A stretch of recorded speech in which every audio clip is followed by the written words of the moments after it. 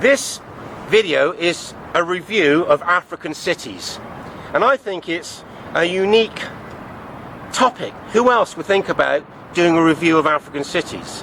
Except those who'd probably been to various other continents.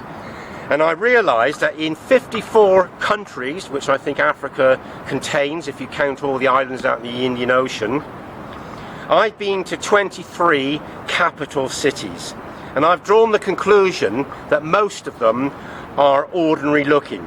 And we start the video in situation in Nairobi, the hub of East Africa. There was a pop song by Tommy Steele in the early 60s, Nairobi, Nairobi, and I haven't learned the rest, but it was a start. And here we have the hub of East Africa, which means the airport is very, very important, because if you fly from London to Zambia, for example, there's no direct flight, so you have to change in Nairobi. And I've often come to Nairobi and used it as a staging post to visit other African countries in the region. The best cities I've seen in the world, in Africa, is a list I've got here of the ones that are worth visiting and the ones that are ordinary. And the ones that are really more interesting, for example, Praia is the capital of the Cape Verde Islands. It's built on a isolated plateau, and a lot of the architecture is Portuguese with a big leafy square. So that's interesting. Rabat in Morocco. I've not been to Rabat, but I've seen documentaries. They dye cloth there. But all over Morocco you're going to get interesting cities, and my favourite one there, which is not the capital, is Essaouira. They've made films there such as Kingdom of Heaven.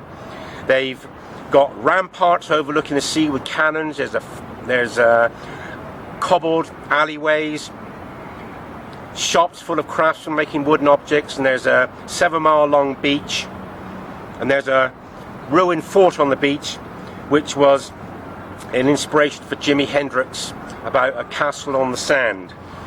Then there's Freetown.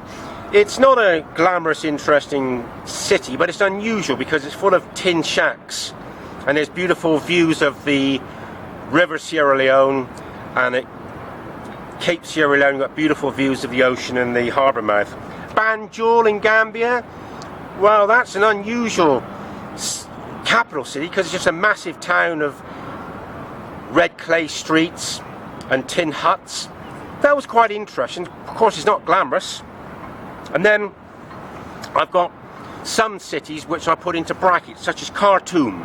The city is boring and dusty and drab, but its saving grace is when you're walking on the promenade along the banks of the River Nile, and if you walk far enough you come to a point where you've got the merger of the White Nile and the Blue Nile, the confluence. Cairo, the same. You've got the River Nile, beautiful views of the river, and of course the majestic draw of Cairo is the pyramids.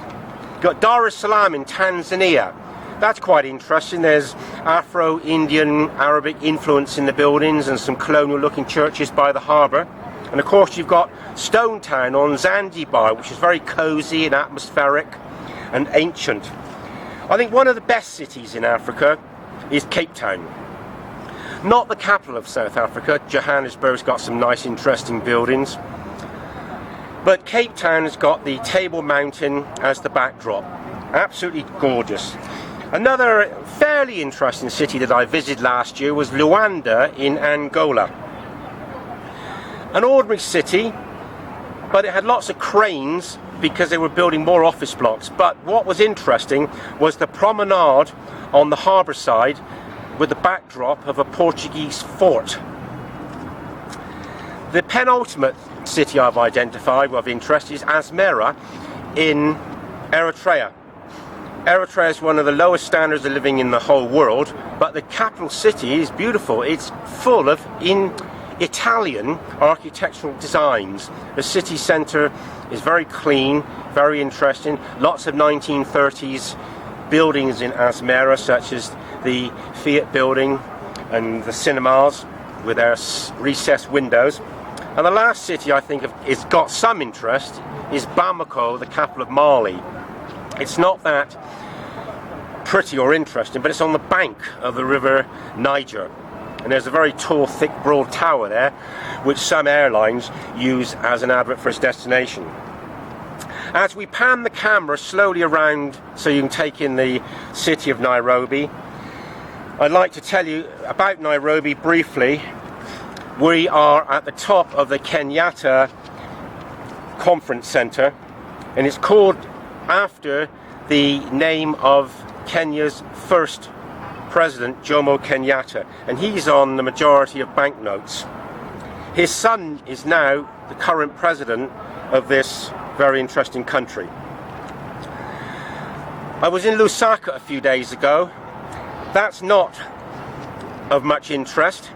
The only point worth mentioning is that the old city centre is in Cairo Road, and it's bustling. It's got the original shops, which have become low-end by comparison to the malls which have spread up in the suburbs, in the more spacious parts of the city. Harare was interesting. It's got some fairly iconic buildings in the city centre, in Samora Machel Avenue. But when you go to the suburbs in Harare, you go through miles of open green field area. So there's a lot of space between the suburbs. An interesting city for a capital city was Djibouti town. It was built around an old port. Buildings were shabby, a lot of the roads were mud. Monrovia was just an ordinary capital city in Liberia, heavily populated by Lebanese. Bissau, the capital of Guinea-Bissau, that was full of low buildings. On the seaside, it was pretty poor, and there was one hotel with a decent swimming pool, but that was the only hint of luxury I can remember. There was a lovely swimming pool on the end of the peninsula at Conakry, the neighbouring country of Guinea-Conakry. That was an ordinary city. Nouakchott, the capital of Mauritania, was a city just built of ordinary buildings and sandy, dusty streets. Kampala, its streets were lined with red clay, nice, beautiful presidential building. Then there's Laayoune, the capital of Western Sahara, which Morocco have annexed. That was an ordinary town, the capital being in the northern part of the country. And the last city I visited has been Addis Ababa in Ethiopia. That was ordinary. It had a railway station which was hardly functioning, but what was unusual about it, its airport was far too big. It was a showpiece. There were not enough planes there to land to fill the departure and arrival halls and the luggage halls, but it was a showpiece for visiting dignitaries, for example. A bit of a white elephant. But the rest of Ethiopia, its towns were interesting because they were built upon history. And we're panning the camera to finish the video. We're looking at the metropolis, Nairobi. Its weakness is that it's ringed with slums. I've been to two of the major ones, Kariobangi and Kibera. Kibera features on some of the previous videos. And we're going to finish the video in a moment, which I think is the most scenic part of the city centre. So, Africa, in summary, is not like comparing cities of this continent with Europe, such as Paris, Athens, London. It's got none of those classic qualities, or New York, San Francisco, Mexico City, or Shanghai, Delhi. So Africa is a continent which people come to visit the animals, the Victoria Falls, the pyramids, life in the Sahara Desert, Timbuktu. Africa is a fascinating part of the world. I've been to 23 of its countries, and I'm delighted to be here. And I really hope you've enjoyed watching this video. Thank you.